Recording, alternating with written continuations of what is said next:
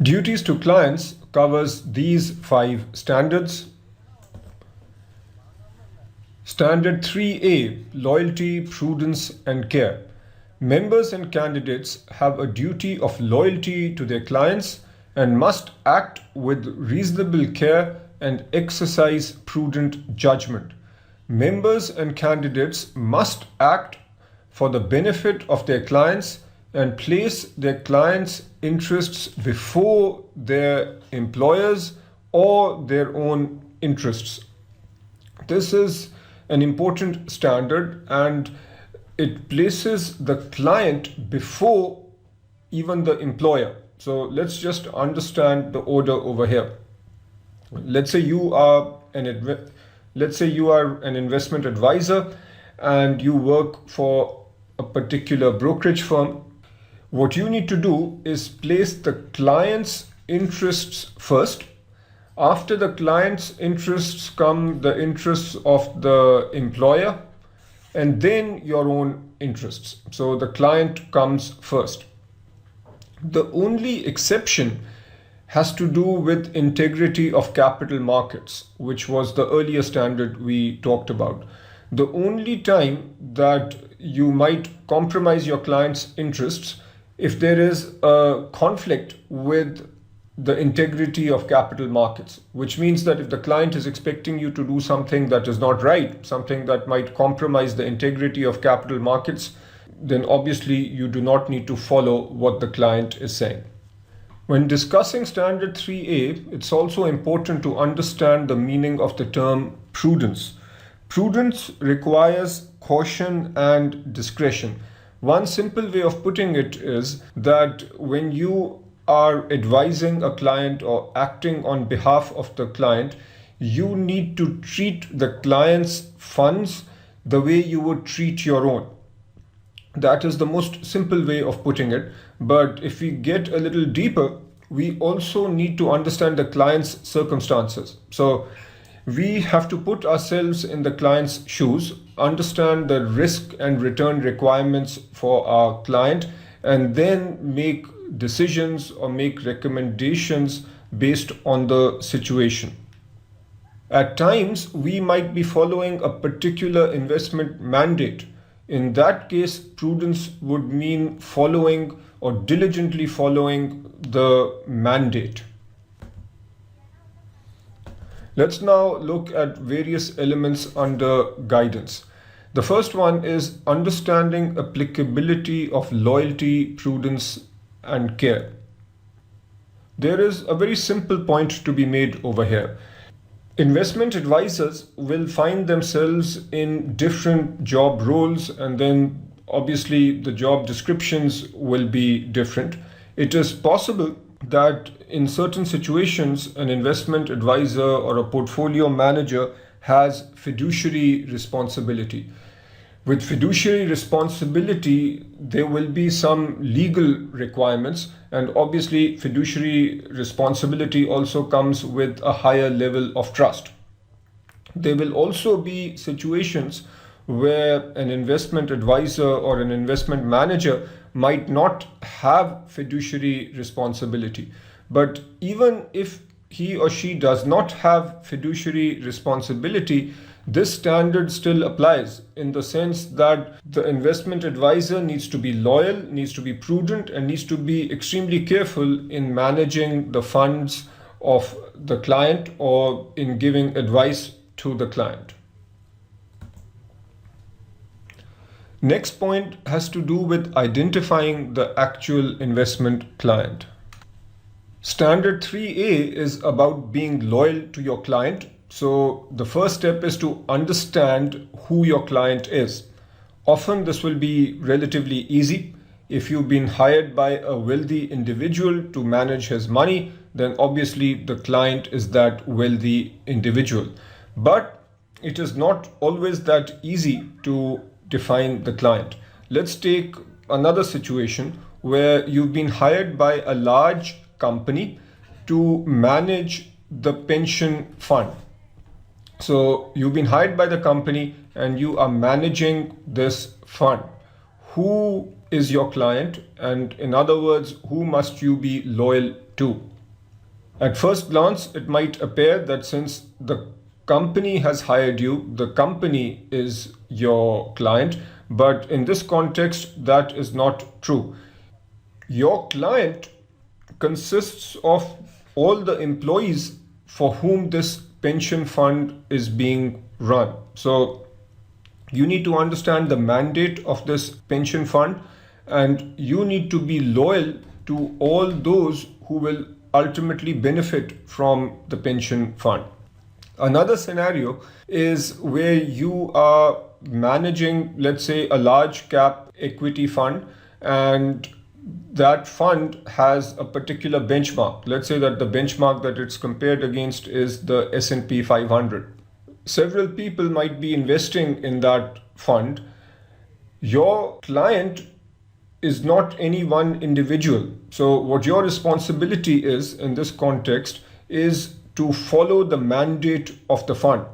In other words, whatever the prospectus says about that particular fund, that is what you need to follow. So simplistically put, you need to be loyal to the mandate. Developing the client's portfolio. In doing so, you must follow the guidelines given by the client.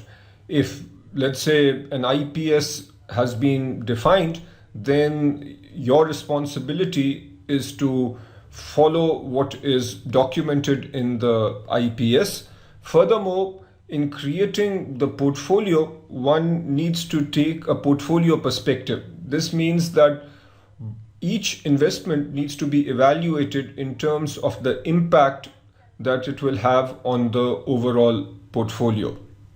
Also, as investment advisors, we need to consider tax implications and any other constraints that the client has identified.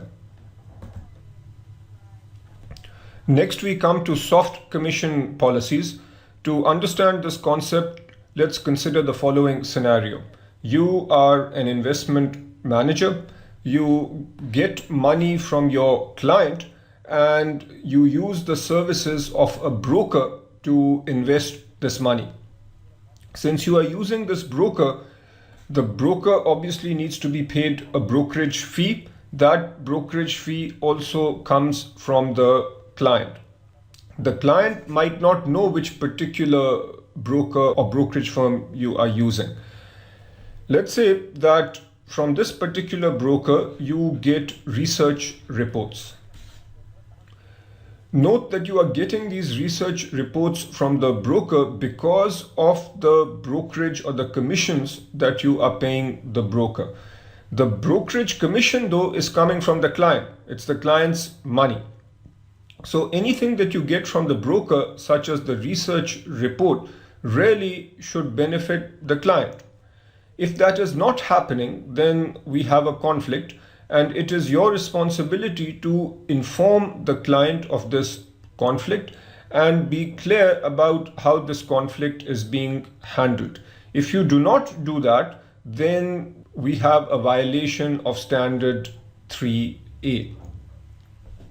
Another scenario is that you have a choice of selecting a broker out of several different brokers. It is your responsibility to provide best execution, which means that you should pick a broker such that the overall cost, this includes both implicit and explicit costs, should be minimized. A detailed discussion of implicit and explicit takes place at level 3. For now, it is enough to say that you need to select a broker such that the overall cost for the client is minimized. There might be another situation that you need to be aware of. Sometimes the client might tell you to use a particular broker. This is called a directed brokerage situation. Since the money to pay the broker is coming from the client, there is nothing wrong with directed brokerage. But you still have a responsibility. Let's say the client tells you to go to broker number 2 and you believe that broker number 2 is not providing the best execution to the client.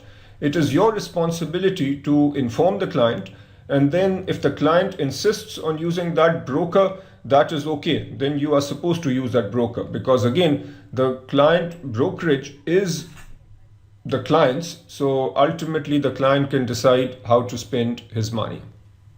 Next, we come to proxy voting policies. To understand this, let's say that you are an investment manager again, and on behalf of your client, you've purchased 1 million shares in General Electric. This means that your client can vote based on those 1 million shares. But since you are managing the 1 million shares, you can vote on behalf of the client. When we talk about proxy voting policies, basically that is your policy or your firm's policy with regards to voting.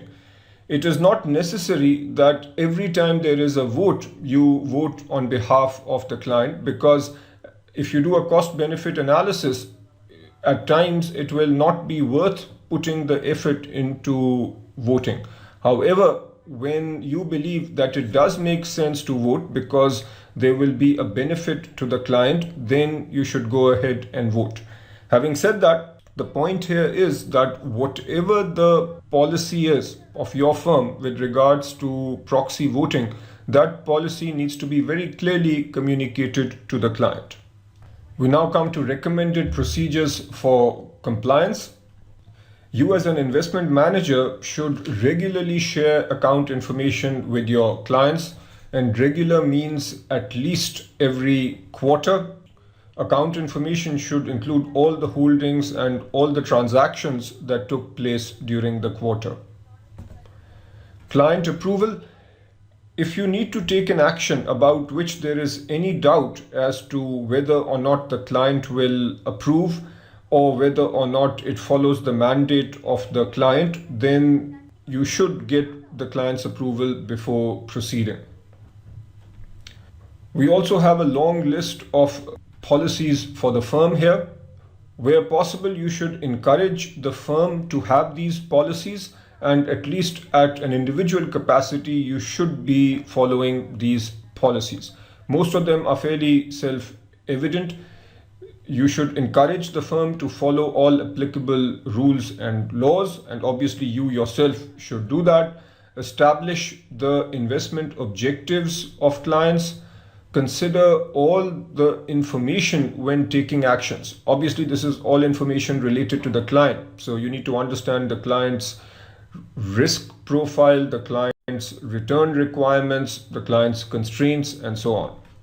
When making investment decisions, you need to make sure that the portfolio is well diversified.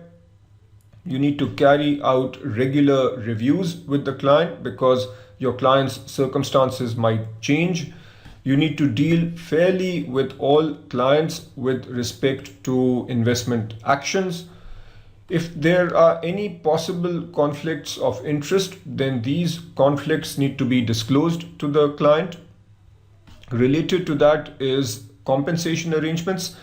What your firm needs to do is disclose to the client any compensation arrangement that the managers have. So if a manager is being compensated based on the returns that the client is receiving, then obviously the client needs to know that. Maintain confidentiality. This connects with something we've discussed earlier. The confidentiality of the client needs to be maintained. We have covered the main points related to Standard 3A. Now work through the examples. 3B, fair dealing. Members and candidates must deal fairly and objectively with all clients when providing investment analysis, making investment recommendations, taking investment action, or engaging in other professional activities. Note that this standard talks about fair dealing and the fact that you must deal fairly and objectively with all clients. The term equally is not used. The reason is that different clients will have different circumstances. So it does not make sense to deal in exactly the same way with every client. The other related point is that your firm might offer different levels of service, and some clients might pay more for personalized service. If a client is paying more for personalized service, then obviously it makes sense to offer a higher level of service to that particular client. In terms of guidance, there are two dimensions. One has to do with investment recommendations and the other with investment action. Let's say that you are a sell-side research analyst working at a brokerage firm. You create research reports in which you make buy, sell, and hold recommendations related to various stocks. So, what are the guidelines that you need to be aware of? The main point is that you need to disseminate information in such a manner that all your clients have a fair opportunity to act on your recommendations. In other words, it would not be correct if some clients who happen to be your most favorite or your largest clients get your recommendations before smaller clients. So an important point is that all clients, large and small, should have an opportunity to act on the information in a timely manner. Still, on investment recommendations, it is important to keep in mind that there will be times when you change your recommendations. So let's say that you originally had a buy recommendation on a particular stock and now you've changed your recommendation to sell.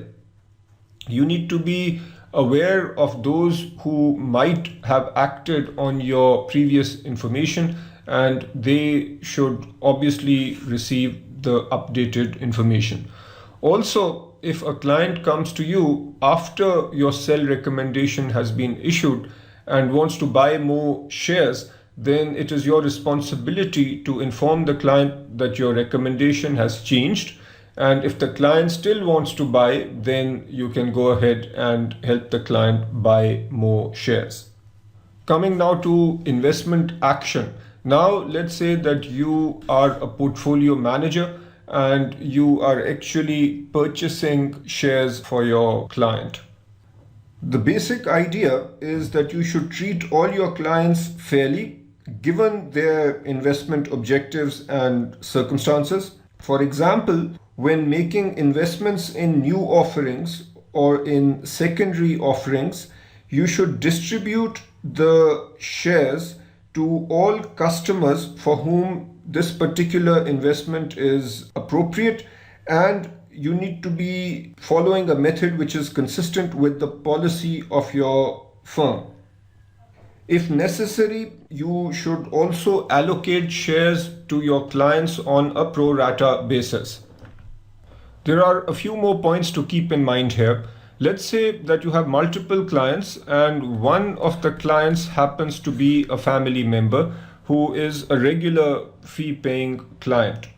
When you are making allocations, this family member needs to be treated fairly like any other client. The reason is that the family member is also paying the fee just like any other client.